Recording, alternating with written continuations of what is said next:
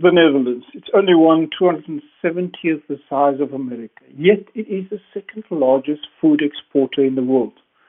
Precision farming, agile transformations, continuous improvements are just changing the way food production is being done in this small country.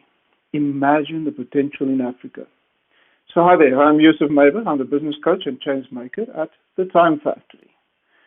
So I want to show you why it is such a brilliant idea to make use of our services. So recently, McKinsey did a survey, and they asked a number of CEOs how they survived the pandemic successfully. The number one response was that they reached out to other people, connected and collaborated. Now, that is what your business coach is for, right? So, as a species, we survive by working together, by sharing our problems, and finding innovative and collaborative ways to solve it. So, the future is not a place we are just going to, it's a place we are creating. So, first up, let us talk about ways to grow your business. You can grow your business by convincing your customer to buy more of your product or your service. And we call that revenue growth. Okay. Or you can convince your customer to pay more for your product or your service. That is economic value add. And also you can improve your ability to serve the need of your customers just more effectively. Okay. So reducing costs, and you do that by improving your processes. The last idea is let's pivot. Find ways for our customers to buy more of our products or services, or find totally new markets like your online services and products online selling. Or just do something totally new in a totally different service environment or product environment. Now, let us just look at the life cycle of a business before I share some examples with you of how we are growing businesses. So we need to understand the life cycle of a business. You've got the green phase, which is your growth phase. Now we know in early growth it's a dangerous place to be, so you have lots of small businesses not making it and falling into the red zone. And then even during the early growth phase, we do have lots of failures, either by overtrading or lack of resources. So there's also a couple of businesses not making it, but for those lucky few who makes it, they go into maturity. And it's a blissful place to be. But then something happens, slowly but surely, you go into the decline phase of your business. Now, if you notice it early enough, you can do something about it, get your business coach involved, and improve and just carry on with your growth phase. If you don't notice that early enough or not getting your growth and improvement ideas up and running, you will go into decline. And the further you go into the decline, the more difficult it will be to turn your business around. So just keep this life cycle of a business in mind when I share some examples with you. So example number one is of a furniture factory somewhere in the Pretoria environment.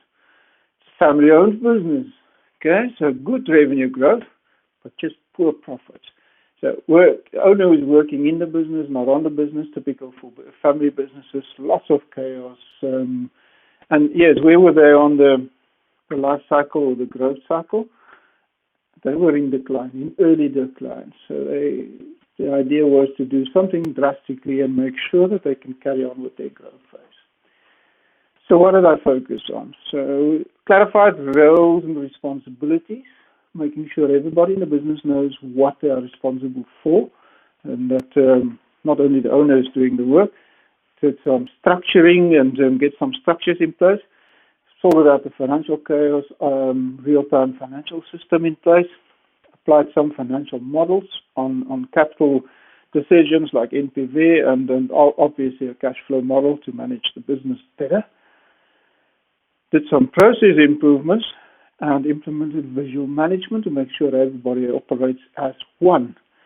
What is the result? Happiness. On the growth path, profits increased. Okay, example number two. It is a brake and clutch business in close to the airport in Gauteng, and quite a strong business it was, with some cash flow issues. The owner also started a long-haul business with 2 trucks that he bought, and obviously there were some issues coming up. Where were they on the life cycle? They were past their growth cycle, in decline, and they were getting into the red zone. So what do we do? First thing, divide the financial reports. We can see what is the difference between the brake and clutch business and the long-haul business. Find some benchmarking KPIs to see how well are they operating their business, and found some real big discrepancies, especially on the long-haul business, compared to benchmarking KPIs. They were just doing about 50% worse than what they should be. So the long-haul business was not doing well. We implemented some financial models like the NPV model. So if the owner again wants to go into a capital-intensive business, have a model available that can help him to make a proper decision.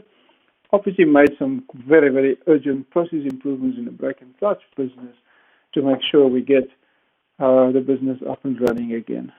The lessons we've learned from that one is that, hope is not a good strategy. Okay, example number 3. A forestry company somewhere in Mpumalanga. They were fighting fires, the real ones and the boardroom ones. There were lots of chaos, lack of focus, one crisis upon the other. So where were they? They were in declining phase, and they were just getting into the red zone there. So what do? We put up a heat map, just to try and figure out where are the areas where we have to focus on, a way to prioritize interventions and improvements. And then worked a little bit on a prioritization model. How do we prioritize all those projects we need to do to improve, using the triangle of resources, outputs, and time, and just got that up and running so that they can make better prioritization decisions. And then worked a little bit on their focus area. They lost their ability to focus because of all the chaos around them. And only then did we go into the process improvements to get this business up and running again. So what was the lesson we learned from this? Focus and prioritization is needed before you can do improvement.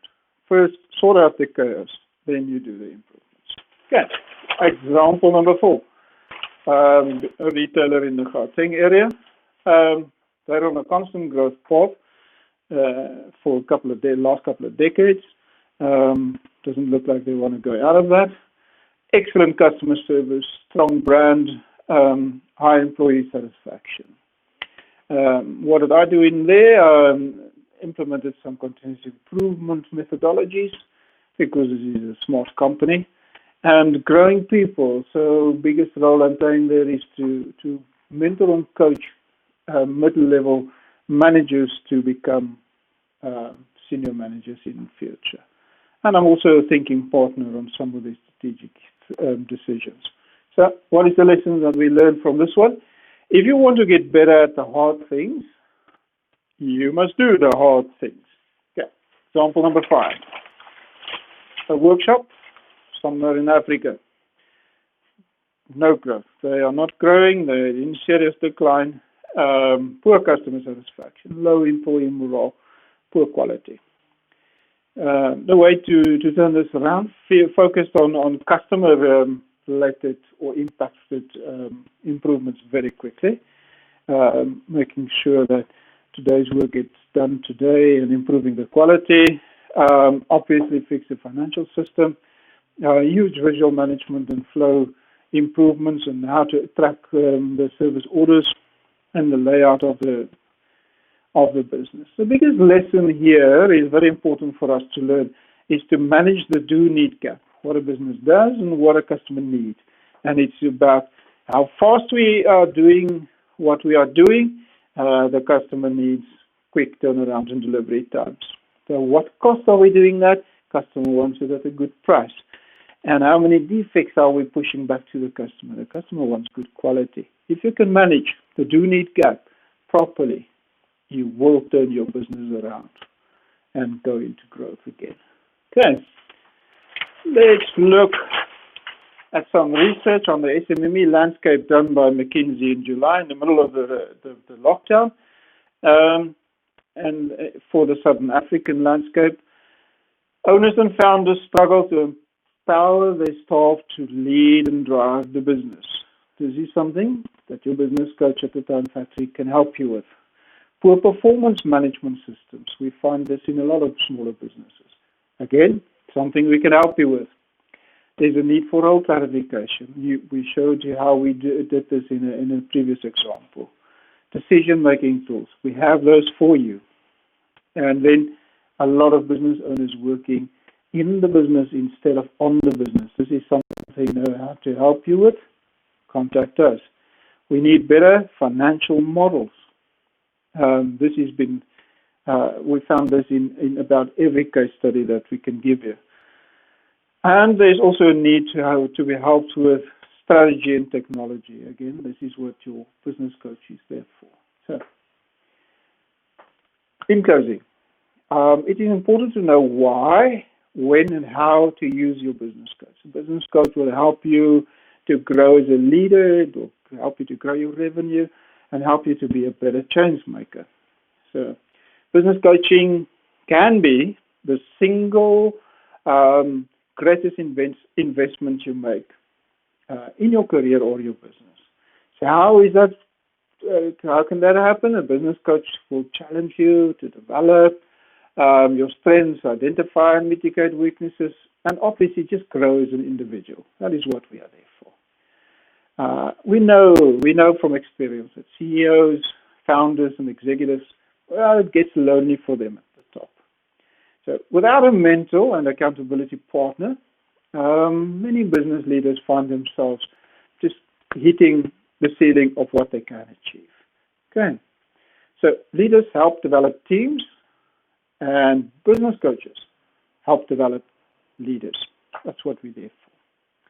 So remember the benefits of coaching: greater self-awareness, increased individual performance, increased productivity, higher confidence, just more clarity on what success looks like and the steps needed to achieve that success. Okay. Development of your critical soft skills is also a benefit of using a business coach, and improved decision making, and obviously the accountability and the growth that goes with that. So please contact me, Jozef, Jozef, at thetimefactory.biz, B-I-Z, and set up your free diagnostic and counseling session, and let us explore how to grow your business in the future and make sure that you are still relevant. Thank you.